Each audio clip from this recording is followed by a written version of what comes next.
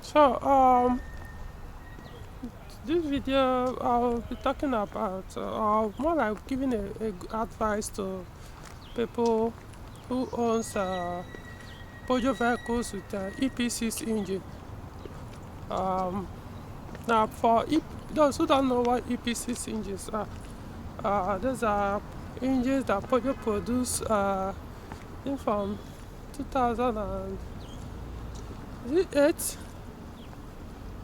till I don't even know when, probably because the current ones now, I don't even know what to call them, whether they are still EPC, I'm talking about THP. So, however, EP6 is, the ones I'm referring to are the ones you find in 207, 308, 508, that's the W2508, the ones produced from 2010 to, I think, around 2017. So those are the ones, the models I'm referring to. In terms of what they look like, how do I describe them?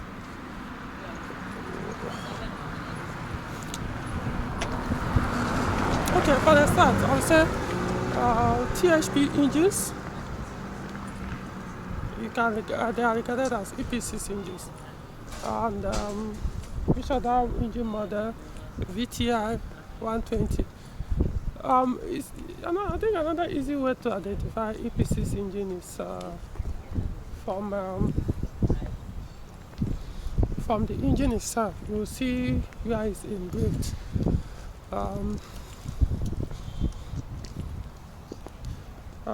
For example, this is W2 facelifted 508.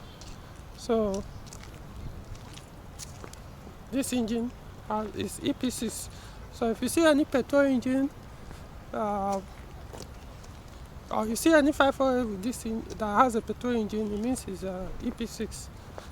This model of 508 and the earlier one.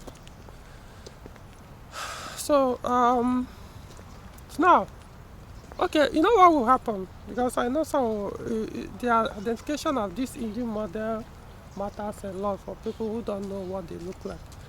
So I'll probably look for take a picture. I have pictures of those EP6 engines. So I'll see if I can maybe do a post on them, post it on my YouTube channel, the pictures of those engines, so that you can go there and check it out. So after publishing this video, I'll do a post on my community part of this channel and post them there. The VTI 120, THP engines, there are so many of them, but the thing is they look alike. So I'll probably replace only 1 or 3 engines so that you know, okay, this is what I'm talking about. So over here in Nigeria, what you observe is when any of these engines will need to be replaced, this EP6 engine, most of our mechanics they just cheat their customers, and I want to expose it. Let's start with the turbocharged engines. So that's where the fraud happens more. Those are talking about THP 150, 156, 163. These are the mostly affected engines that suffer this in Nigeria. So what they usually do is, okay, I think before I finish, sometimes I come here to look at this.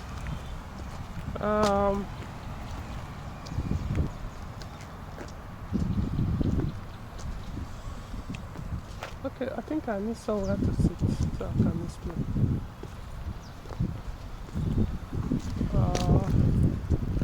Let's go there. I'll just sit there. Okay, EP6 engine. So this is what happens. The engine blocks, both the turbocharged ones and the non-turbocharged ones, they look alike. but the internal components are different.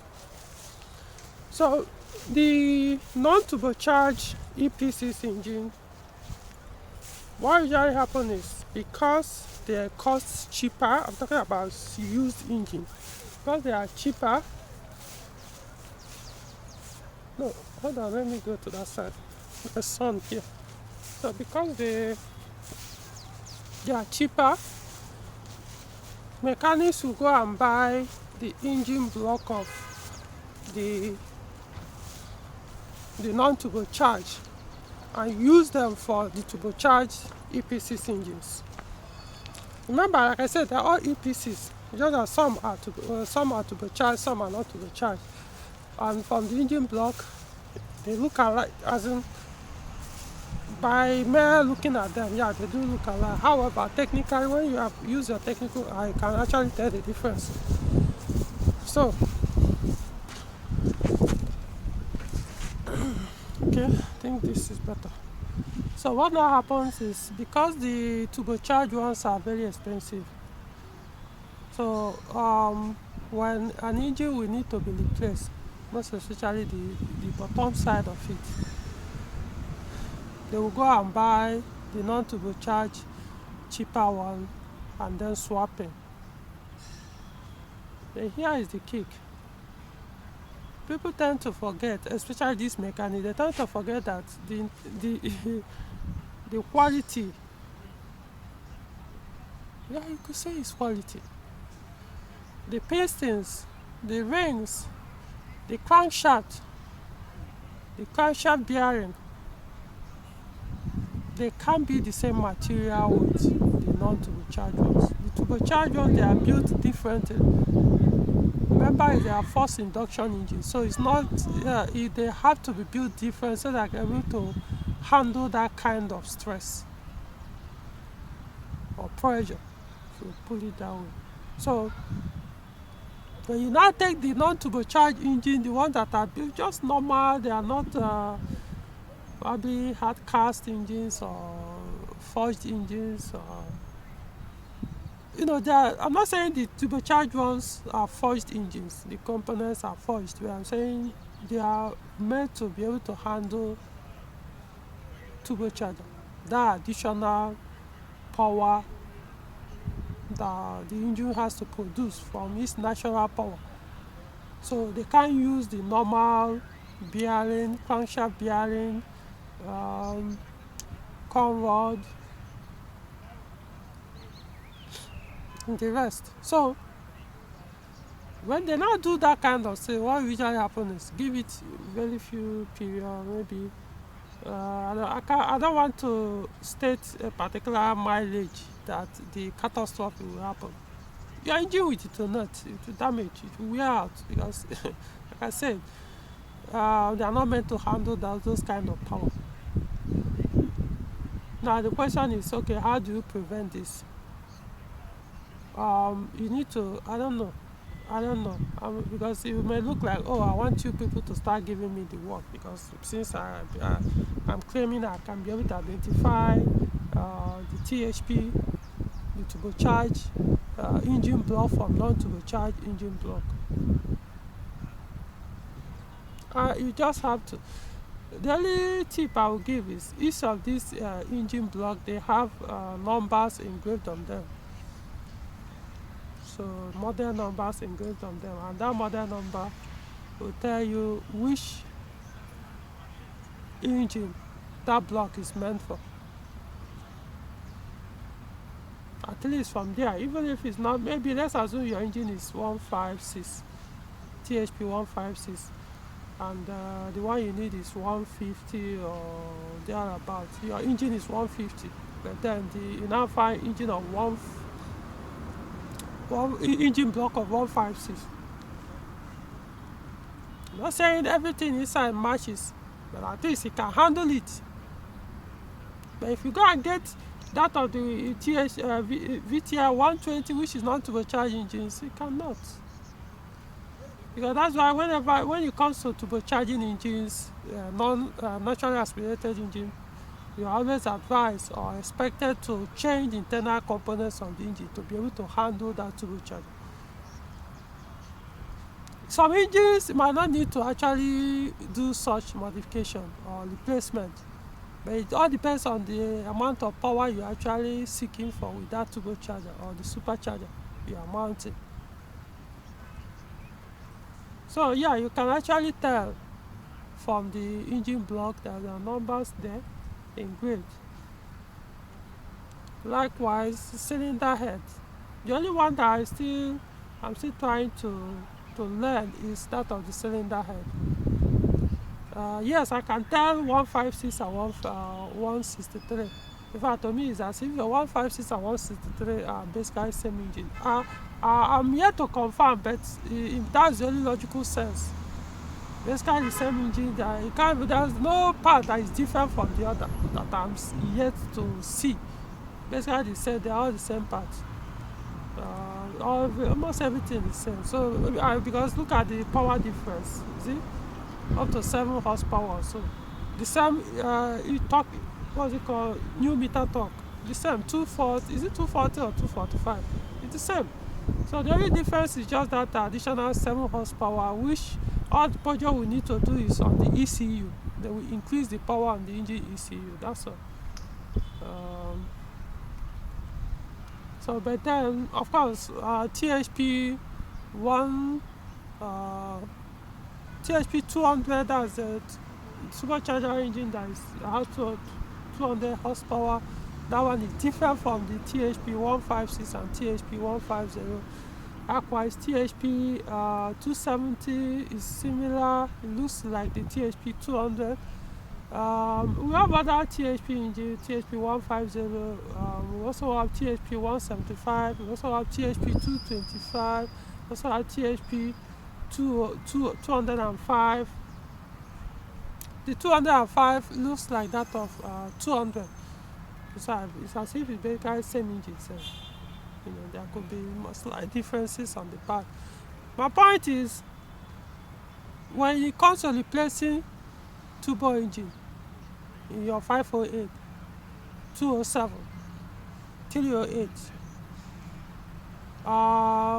3008, 5008, name it, be very careful if you are in Nigeria, because they do this a lot. That's why I know this video it shouldn't take this long. I'm just trying to explain some of the things they do. They will go and get an engine block that is not meant for turbocharger and swap in because they look alike. Some of them, for example, some VTR 120, that's non-turbocharging, some of them don't have VVT or camshaft. No, okay, it's not camshaft defense. I'll call it oil regulation solenoid valve. Attached on the engine oil pump.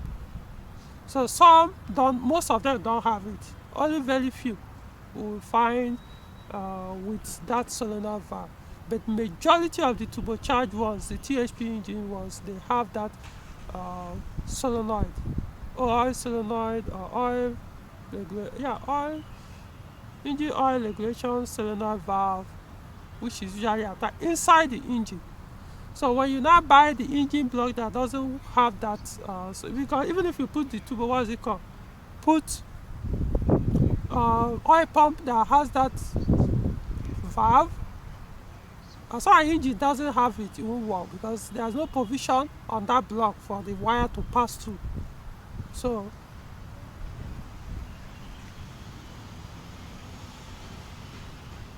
these are the things people don't know, and that's why sometimes you change your engine, your THP engine, you keep getting constantly insufficient oil.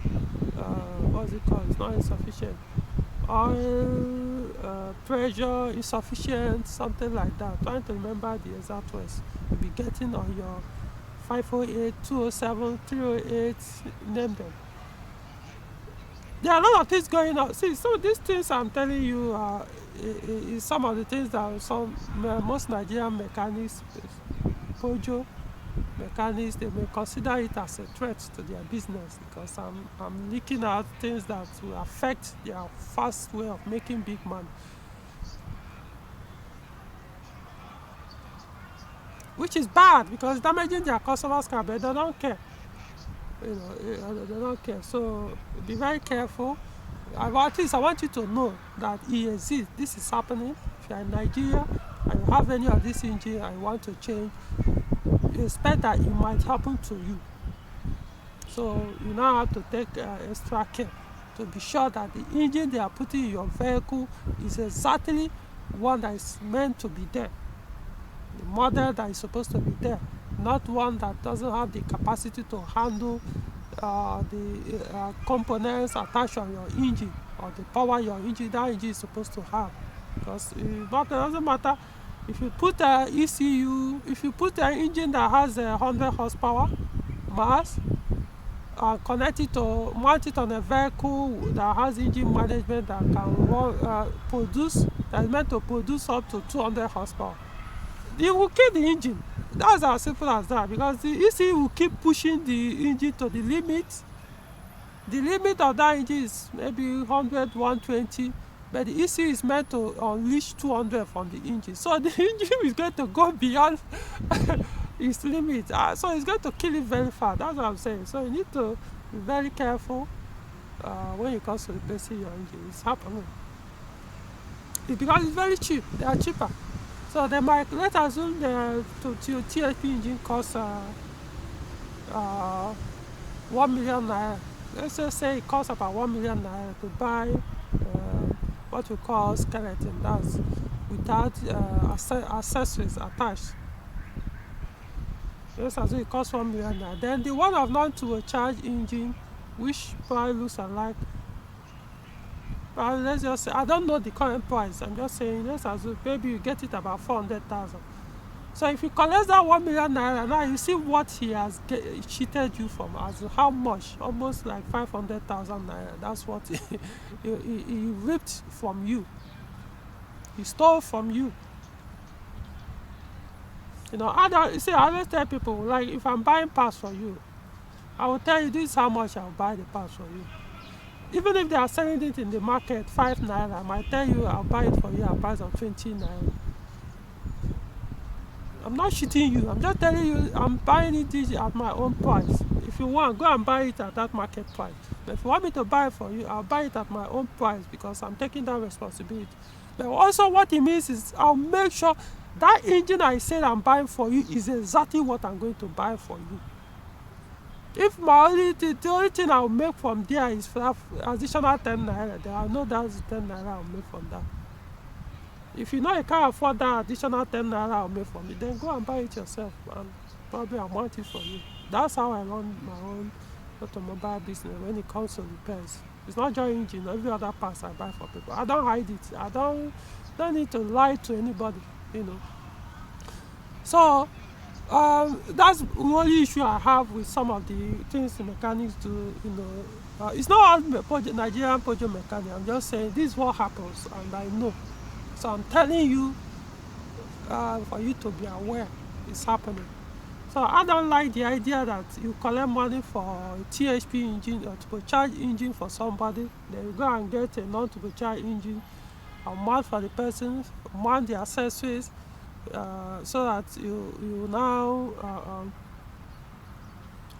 I call it stealing anyway. Steal about 400 or something for the person, and which will eventually deteriorate or make it worse over time, because the person will now have peace of mind that, I've gotten a very sound engine, not knowing that it just extended the headache, because that is going to kill it, because it's not meant to be able to handle that kind of power.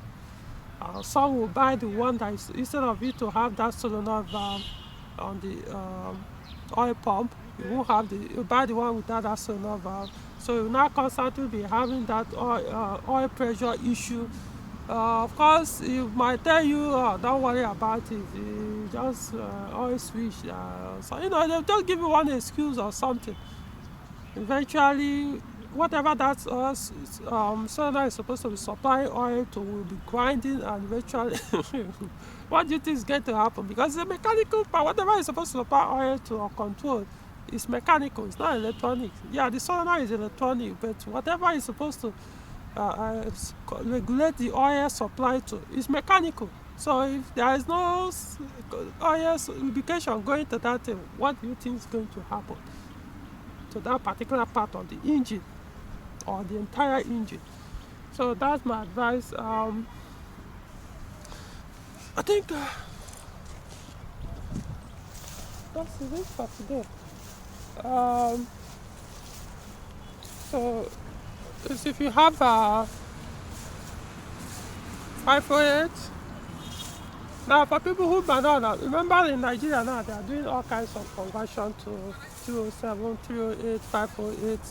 You know what I mean conversion? I mean putting engine that are actually not produced with those vehicles. So if you see TU5 JP4 EW engine in your 508 or 308, or don't go and start freaking out that maybe the current one they've done something like that in your own car. No, I'm referring to THP or generally EP6 engine. So I'm going to post a picture of the EP6 engine so when you see it, you know this is what I'm talking about. If you have a car that has any of those engines, you'll be very, very careful. It's possible the current one in the car has that kind of stupid combination, or deadly, I call it deadly combination. It's also possible what you have there is the correct engine, but my point is, if eventually it leads to changing the engine, open your eyes, because might be if care is not taken, you end up being a victim, you know. I don't know if there's anything to add. How long? It's about 20 minutes now. So I think that is it for now. However, I'm going to do I think a video concerning this 508 model. We can sort of, I'll tell people, if you are buying a 508, W2 508, don't get, try to avoid the first model of that W2 and go for the facelifted model, which is this one. Yeah. So, and however, it's not just all of them. I'll do a separate video on that to explain. Some of them say have some of the issues that the early W2 had. But it doesn't mean the early W2 can't be used. Of course, you can still buy and use, but the point is there are some issues you might encounter which you will not encounter on this facilitated model. So that's the point. But it can be solved, only that it might cost you so much by the time you finish solving it. You could be lucky that the previous owner of the vehicle have solved all those problems for you. So in that case, just relax and enjoy. Okay, so that is it for now, and call it a day.